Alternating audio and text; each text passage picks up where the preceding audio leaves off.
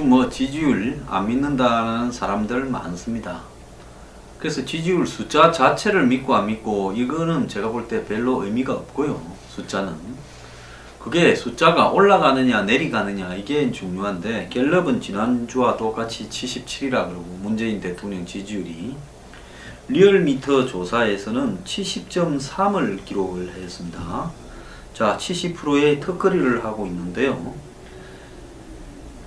어느 쪽이나 제가 볼 때 중요한 것은 문 대통령에 대해서 지금 부정적으로 평가하는 사람들 숫자가 이렇게 조금 늘어나고 있다라는 것은 분명한 사실 같습니다.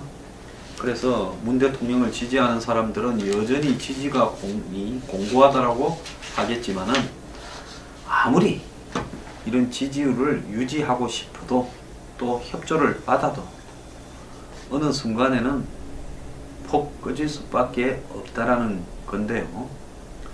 이 정권이 지지율에 의존하다가는 정말 큰 코 다칩니다. 그래서 지지율을 의식하지 말고요. 그 옆에 빠돌이 하는 사람들 멀리하고 지지율에 초연한 채 국민을 위한 본질적인 개혁에 몰두했으면 하는 거고, 대북 안보 정책에 정신을 하루빨리 차렸으면 합니다. 저보고 빨리 망하게 놔두지 왜 그러냐는데, 그럼 내가 말을 이래 해야지. 빨리 망하라고 그렇게 기도하는 방송인 척 할 수는 없지 않습니까? 세계 모든 대통령들이나 정치인들이 다들 언론의 자유를 이야기하면서 이제 자기가 대통령이 되거나 국가의 권력을 잡으면 언론 때문에 피곤해서 못 살겠다면서 언론의 책임을 이야기하고 언론에 대한 검열을 이야기하고 또 국민과 직접 소통하겠다, 즉 언론을 통하지 않고 하겠다, 이런 이야기를 하는 모양입니다. 그러다 보니까 루스벨트 대통령이 노변 담아라 해서 당시 TV가 없던 시절에 난로 옆에 앉아서 라디오 연설로 국민과 직접 소통한 것처럼 대통령들은 다 직접 소통을 하고 싶어 합니다. 청와대도 언젠가는 머지않은 시기에 지지율이 정상적인 지지율로 돌아가고, 그렇게 되었을 때 겪을 어떤 일들을 상당히 스트레스를 받아 하는 것 같습니다. 처음에 너무 뜨면요, 나중에 한 50%대 지지율만 나와도 불편하게 생각되면서 견디지 못하는 거죠.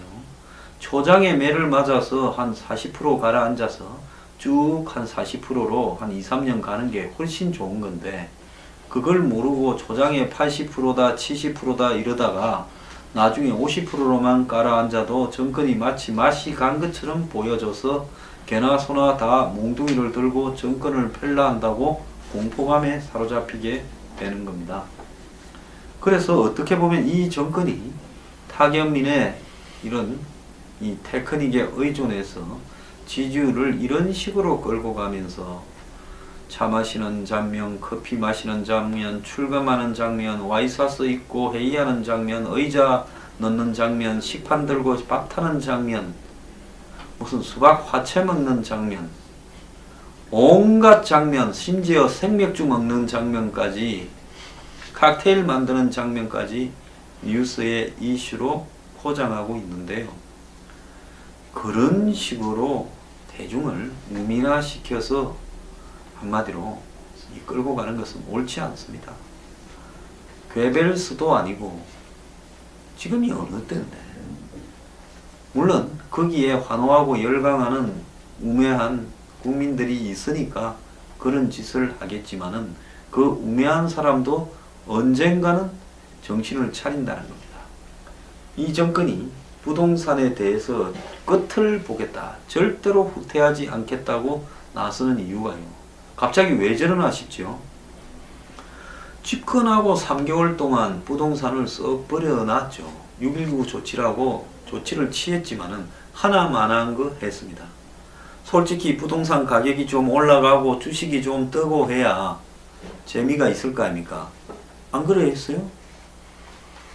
그래야 경제가 돌아가는 듯 비춰지고 정권이 바뀌니까 부동산도 올라가구나 하고 돈 많은 사람들, 집 많이 있는 사람들, 땅 가진 사람들 박수 칠 거고, 주식이 좀 올라가야 또 금융자산들이 많은 사람들이 박수를 치면서 역시 문 정권이 들었으니 태평성대다.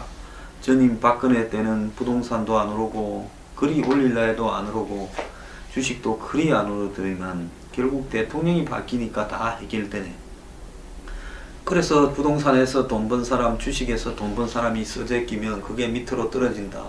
말로는 소득주도 성장하면서 실제로는 낙수 효과를 기대하면서 한마디로 부동산이 저렇게 되는 걸 방치하다가 어느 날 갑자기 생각을 해보니까 요즘 지지율이 좀 시원찮은데 왜 이럴까?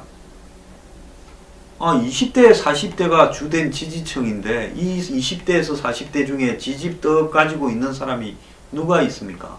이들이 봤을 때 부동산이 폭등을 하면 결국은 자기들이 다 피해인데 영원히 지금도 살 수 없지만 영원히 살 수 없는 상황에 가 있고 전세값 올라가고 월세 올라가는데 어떻게 견딥니까? 지지층이 다 위반하겠다? 안 된다. 이 부동산과의 전쟁을 선포한다. 이런 식으로 지금 한 거 아니겠습니까? 그래서 매사가 보면요. 최저임금 만원도 최저임금 만원 올려주는 사람은 최저임금 만원을 받는 사람보다 적다. 이런 논리에서 최저임금 만원이 유리한 정책이다라고 판단했겠죠. 자, 탈원전도 그렇습니다. 당장에 내가 눈앞에 전기료가 올라가지 않으면 환경이 친환경 이야기하고 재생에너지 이야기하고 탈원전 이야기하고 국민의 안전 이야기하면 박수치지요.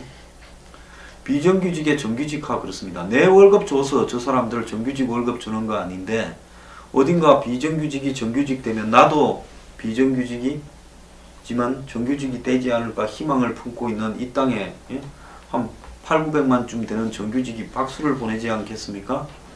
거기에다가 또 한번 생각해 봅시다. 공무원 많이 뽑는다면 공시생이 5, 60만 명쯤 되는데 이 5, 60만 공시생들이 또 박수를 보내지 않겠습니까? 그러니까 20대부터 40대가 자기들 주 지지층이라고 생각하니까 곳곳에 이들에게 일종의 취업 준비를 위한 수당도 주고 막 이들한테 던지는 겁니다. 막 그냥 그러는 게 아니라요. 줄 수 있는 거는 다 주자고 한번 던져보는 겁니다. 그러니까 지지율이 70%가 나온다. 태평성대가 이렇게 이야기를 하죠. 나라 골병 들어가는 줄은 모르고요. 그러다가 부동산에서 모순에 부딪힌 겁니다. 경제가 돌아가는 것처럼 사회 여론 지도층에게 보이려면 부동산 주식이 올라야 된다. 그런데 올라가는데 우리 모른 척하고 가만히 있자. 8월달 좀 발표하자. 어떤 거는 후딱 막 취임하고 2, 3일 만에 뭐 비정규직이니 탈원전이니 이야기하던 사람들이 미세먼지까지 이야기하던 사람들이 8월달쯤 대책 발표한다고 입 딱 닫고 있다가 하도 심각하니까 6월달에 하나마나 한 거 6월 6.19 조치라고 쇼 한번 하다가 그러고는 또 입을 2달 더 닫았습니다. 그러다가 지금 이제 막 서울 곳곳이 다 폭등을 하고 난리가 나니까 이거 잘못하다가는 큰일 나겠다. 지지율 확 빠지겠다 싶어서 지금 저렇게 하는 거죠. 그런데 과거에 이명박 대통령의 100차례가 넘는 라디오 연설, 노변 정담인가 그걸 따가지고 이렇게 했죠. 그 들은 사람은 거의 없었고 저도 못 들어봤는데 이명박 대통령은 누구를 향해서 100번이 넘는 라디오 연설을 했는지 모르겠어요. 근데 청와대가 국민 소통을 위해서 청와대 TV를 띄운다고 합니다. 문 대통령이 직접 출연한다는 말인데요. 이 황장수 TV 같은 이런 형태로 뉴스 브리핑 같이 하는 모양인데요. 자, 정부가 정부 소식을 알리려면 KTV라고 정부 공영 TV망이 있지요. 국가 TV죠. 그런데 대통령이 직접 출연하는 청와대 TV를 아마 뭐 유튜브 기반으로 만드는 것 같은데 이게 굳이 대변인 있고 그러면 언론 쫙 쫓아가서 안 불러서 그렇지 말만 하면 대서특필해 주는데 청와대가 또 뭔 선전을 더 하려고 청와대 TV를 만드는지 모르겠습니다. 지금 청와대는 휴가를 갔다 난 대통령이 오대산에서 300인가 뭐 만가로 된 셔츠를 입고 구겨진 서처를 입고 등산하던 주민들과 악수를 하는 장면부터 해서 이 대통령 부인이 이상한 깔판 뭐 이런 걸 깔고 앉아서 수해 현장에서 조금 민망하더만요. 민망한 건 민망하다 해야지. 그래서 팔을 걷고 수해 현장하는 사진을 수십 장 언론에 배포도 하고 오만 글을 앞에 말한 걸 다 지금 깔고 있지 않습니까? 그러면서 결국은 뭡니까? 우리가 전달하는 것만 봐라. 우리가 보여주기 싫은 거는 보지 마라. 왜 미국의 트럼프와 전화통화가 안 되는지 그것도 묻지를 마라. 그거를 코리아 패싱이라 말하지 마라. 평화협정에 대해서 비판하지 마라. 임종석과 문정인에 대해서 묻지 마라. 이렇게 일방적인 전달을 하는데 지금 익숙해지고 있다는 겁니다. 그런데 기자들이 소통을 한다는 정권에서 비서동에 가서 비서관이나 행정관을 만나는 것은 금지되어 있고, 또 더 나아가서 청와대가 끓이는 현안에 대해서는 책임자가 설명하는 자리를 보지를 못했고, 또 중요한 것은 청와대 고위관계자라는 표현으로만 기사를 써야 되고, 그래서 이 기자들이 지금 이런 이 글을 쓰고 있습니다. 자랑보다는 취재 불통부터 먼저 열려야 된다. 그래야 쇼통, 제가 쇼라고 했는데 이제 기자들도 그렇게 말을 하는 모양입니다. 쇼통과 소통은 다르죠. 쇼통은 보여주기 위한 소통이다 라는 냉소가 사라진다는 겁니다. 무엇 때문에 청와대 TV를 만드는지 모르겠다고 이야기를 하고 있습니다. 요즘 핵잠수함 만든다라는 이야기가 국방부 송영무 장관 입에서 자주 나옵니다. 본인이 해군 참모총장을 해서 그런지 모르겠지만은 지금 북한에 대해서 사드 임시 배치한다 놓고도 주민들 반대니 뭐니 하면서 아직도 배치하지 않고 있는 사람들이 핵잠수함이 무슨 말입니까? 핵잠수함은 무슨 의미입니까? 왜 핵잠수함을 만들어서 운영하는지 그 의미나 제대로 이해하고 있습니까? 일반 잠수함보다 핵잠수함을 만드는 것은, 핵잠수함은 한번 가라앉으면 무한, 한마디 에너지 공급을 사실상 받을 수 있기 때문에 6개월 이상 물 밑에서 숨어 있을 수 있다. 그리고 멀리 갈 수도 있다. 이런 건데, 한국의 적이 지금 누굽니까? 저 멀리 러시아에 북극해에 갈 일이 있습니까? 저 멀리 무슨 뭡니까? 저 인도양까지 갈 일이 있습니까? 한국의 적은요, 서해하고 동해 같은 바다라고 보면 거의 연못 수준밖에 안 되는 조그마한 바다에서 북한을 잡아야 되는 문제, 이것이 지금 한국의 해군이 당면한 문제입니다. 그런데 속도가 3배가 빠르고 6개월 이상씩 이렇게 물 밑에 있을 수도 있고, 대략 크기도 뭐 한 12,000톤 이런 정도가 기본이고, 러시아에는, 미국에는 2만 톤이 넘는 것들도 있습니다. 그런데 이 핵잠수함에는 이 시속이 한 45km로 제레시 잠수함보다도 빠르고 소형 원자로로 한마디로 이 동력을 얻기 때문에 기존에 디젤 기름으로 돌리는 잠수함, 그리고 그걸 갖다가 또 연료 전지로 이렇게 디젤로 돌려서 연료 전지를 가지고 움직이는 이런 어떤 부분과는 차원이 좀 다른 부분이 있죠. 그래서 사실상 무제한적인 이런 이 동력 에너지를 갖고 있는 반면에 재래식 잠수함은 최대 2주 이후에는 하루 두세 차례씩 부상해서 축전지를 충전을 해야 되는 문제가 있습니다. 그런데 문제는, 중요한 것은 핵잠수함을 왜 만드는가라는 부분으로 봤을 때는 각종 미사일을 탑재하기 위해서 만드는 겁니다. 한번 물 밑에 숨으면 어디 있는지 모르니까 그거를 가지고 핵미사일을 탑재해서 숨어버리면 상대방이 함부로 공격을 할 수 없지 않습니까? 그러지 않습니까? 육지에 있는 뭐 미사일 발사대나 미사일 기지나 핵 무기는 눈에 보이지만은 물 밑에 숨어갖고 저 깊숙이 몇 달을 돌아다니면 그걸 모르기 때문에, 만약에 전쟁이 나서 육지가 다 서로 초토화되고 먼저 싼 사람이 이 상대가 쏘지 못하도록 만들어서 초토화 시켰다 하더라도 남아있는 핵 잠수함들이 핵미사일을 쏘게 되면 나도 당하니까, 제가 말한 상호 확정 파괴의 효과가 확실히 되어서 핵 잠수함을 미국, 러시아, 중국, 영국, 인도 이런 나라들이 가지는 겁니다. 인도 같은 경우에는 러시아에서 빌려왔다라는 이야기가 있습니다. 노무현 정권에서 전시작전권 이양받는다고 이야기를 하다가 느닷없이 핵잠수함을 만든다고 자주국방 이렇게 방향이 설 틀어졌습니다. 그러면서 노무현 대통령이 핵잠수함을 비밀리에 개발해라고 해서요, 이 사업을 이렇게 추진을 이렇게 하다가 IAEA가 한국의 원자력 연구원에 우라늄이 밖으로 유출됐다고 문제 제기를 하고 미국을 비롯한 국제사회가 강력 반발하면서 이 계획이 취소됐습니다.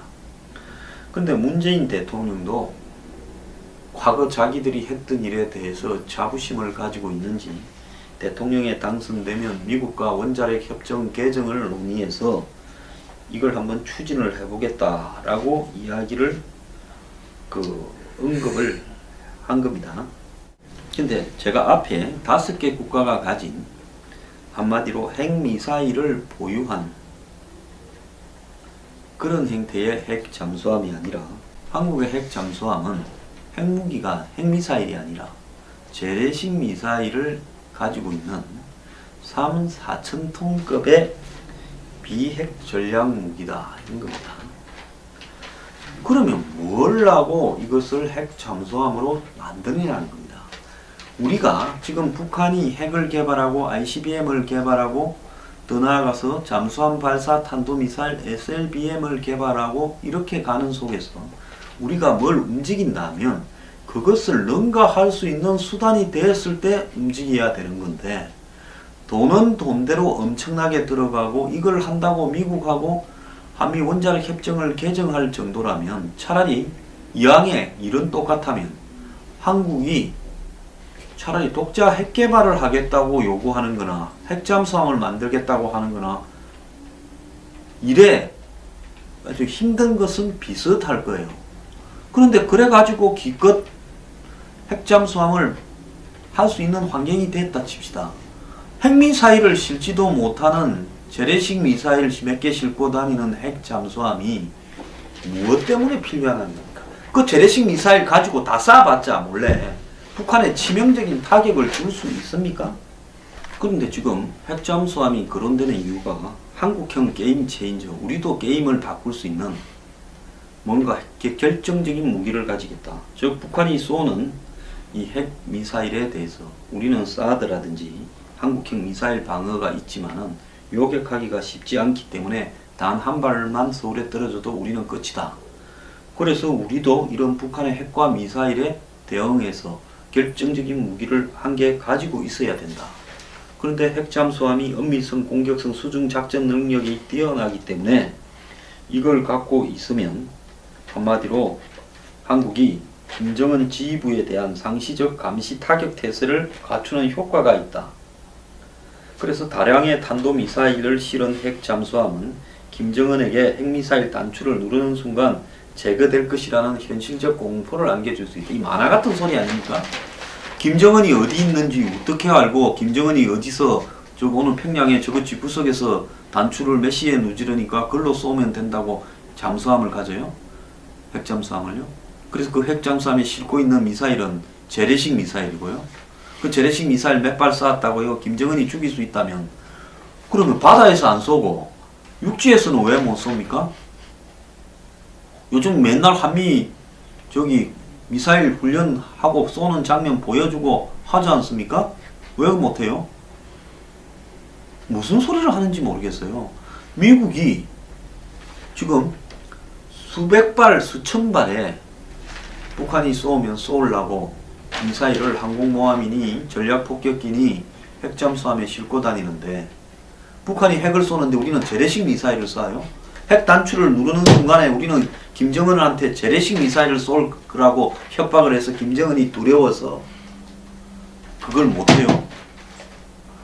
누르는 순간에 날라와서 우리는 끝인데 우리가 재래식 미사일 몇 개를 싣고 다녀요. 차라리 우리도 핵을 개발해서 그걸 갖다가 핵잠수함에 싣겠다고 이야기를 하는 게 맞는 이야기고, 그러려면 핵잠수함 이야기하기 전에 핵을 독자 개발하겠다고 이야기하는 게 순서이지, 이 사람들은 도무지 무슨 소리를 하는지 미친놈들입니다. 그 말도 할 필요도 없는 놈들이에요. 이 모지라는 것들이 장난감을 무슨 대통령들한테 설명을 거꾸로 한 것 같아요. 아주 병신들입니다.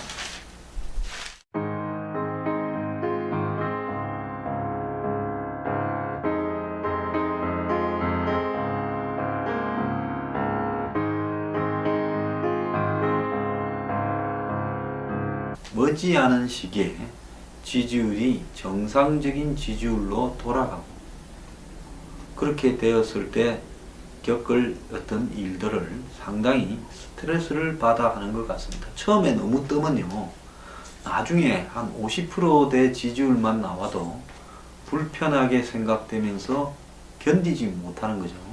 초장에 매를 맞아서 한 40% 가라앉아서 쭉 한 40%로 한 2, 3년 가는 게 훨씬 좋은 건데, 그걸 모르고 초장에 80%다 70%다 이러다가 나중에 50%로만 가라앉아도 정권이 마치 맛이 간 것처럼 보여져서 개나 소나 다 몽둥이를 들고 정권을 펼라 한다고 공포감에 사로잡히게 되는 겁니다.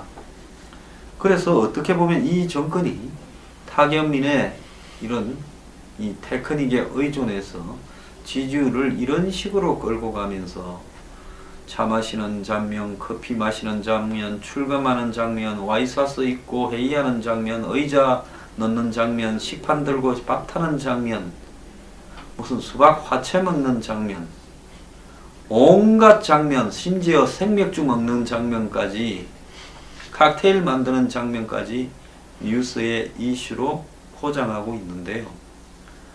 그런 식으로 대중을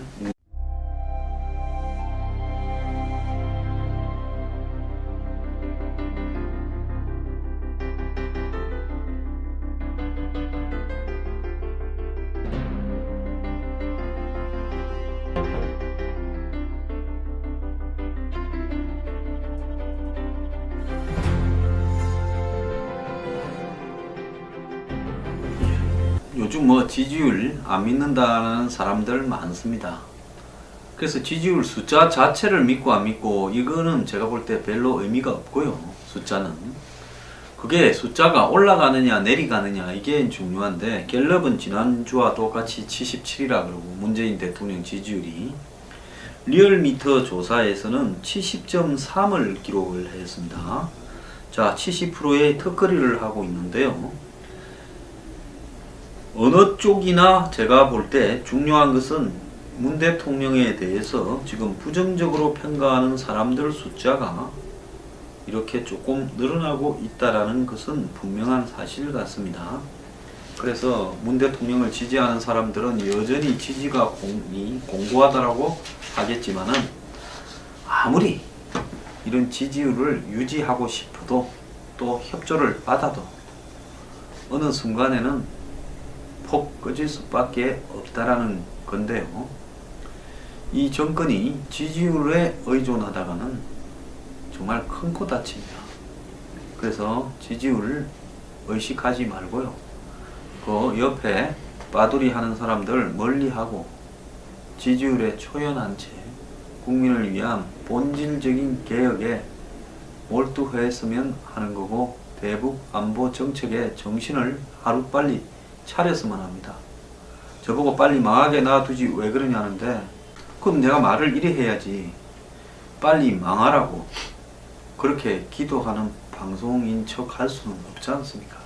세계 모든 대통령들이나 정치인들이 다들 언론의 자유를 이야기하면서 이제 자기가 대통령이 되거나 국가의 권력을 잡으면 언론 때문에 피곤해서 못 살겠다면서 언론의 책임을 이야기하고 언론에 대한 검열을 이야기하고 또 국민과 직접 소통하겠다. 즉 언론을 통하지 않고 하겠다. 이런 이야기를 하는 모양입니다. 그러다 보니까 루스벨트 대통령이 노변 담아라 해서 당시 TV가 없던 시절에 난로 옆에 앉아서 라디오 연설로 국민과 직접 소통한 것처럼 대통령들은 다 직접 소통을 하고 싶어 합니다. 청와대도 언젠가는 민화시켜서 한마디로 끌고 가는 것은 옳지 않습니다. 괴벨스도 아니고 지금이 어느 때인데, 물론 거기에 환호하고 열광하는 우매한 국민들이 있으니까 그런 짓을 하겠지만은 그 우매한 사람도 언젠가는 정신을 차린다는 겁니다. 이 정권이 부동산에 대해서 끝을 보겠다, 절대로 후퇴하지 않겠다고 나서는 이유가요. 갑자기 왜 저러나 싶죠. 집권하고 3개월 동안 부동산을 썩 버려놨죠. 6.19 조치라고 조치를 취했지만은 하나만한 거 했습니다. 솔직히 부동산 가격이 좀 올라가고 주식이 좀 뜨고 해야 재미가 있을 거 아닙니까? 안 그랬어요? 그래야 경제가 돌아가는 듯 비춰지고 정권이 바뀌니까 부동산도 올라가구나 하고 돈 많은 사람들, 집 많이 있는 사람들, 땅 가진 사람들 박수 칠 거고, 주식이 좀 올라가야 또 금융자산들이 많은 사람들이 박수를 치면서 역시 문 정권이 들었으니 태평성대다. 전임 박근혜 때는 부동산도 안 오르고 그리 올릴라 해도 안 오르고 주식도 그리 안 오르더니만 결국 대통령이 바뀌니까 다 해결되네. 그래서 부동산에서 돈 번 사람, 주식에서 돈 번 사람이 쓰재 끼면 그게 밑으로 떨어진다. 말로는 소득주도 성장하면서 실제로는 낙수 효과를 기대하면서 한마디로 부동산이 저렇게 되는 걸 방치하다가 어느 날 갑자기 생각을 해보니까 요즘 지지율이 좀 시원찮은데 왜 이럴까? 20대, 40대가 주된 지지층인데 이 20대에서 40대 중에 지집 떡 가지고 있는 사람이 누가 있습니까? 이들이 봤을 때 부동산이 폭등을 하면 결국은 자기들이 다 피해인데, 영원히 지금도 살 수 없지만은 영원히 살 수 없는 상황에 가 있고 전세값 올라가고 월세 올라가는데 어떻게 견딥니까?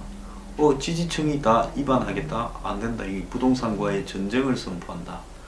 이런 식으로 지금 한 거 아니겠습니까? 그래서 매사가 보면요, 최저임금 만원도 최저임금 만원 올려주는 사람은 최저임금 만원을 받는 사람보다 적다. 이런 논리에서 최저임금 만원이 유리한 정책이다라고 판단했겠죠. 자, 탈원전도 그렇습니다. 당장에 내가 눈앞에 전기료가 올라가지 않으면 환경이, 친환경 이야기하고 재생에너지 이야기하고 탈원전 이야기하고 국민의 안전 이야기하면 박수치지요. 비정규직의 정규직화 그렇습니다.